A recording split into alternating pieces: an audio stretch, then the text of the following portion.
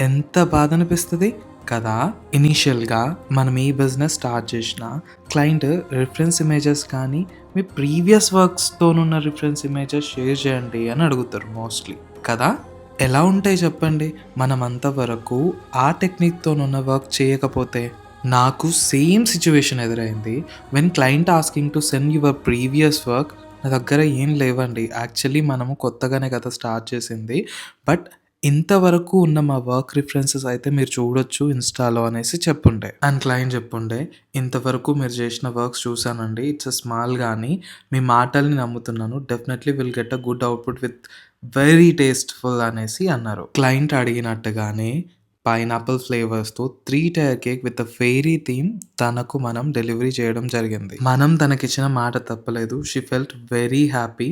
మనం ఇచ్చిన మాట మీద అలా ఉన్నందుకు. ఒక్కసారి మీరు నమ్మొచ్చుగా.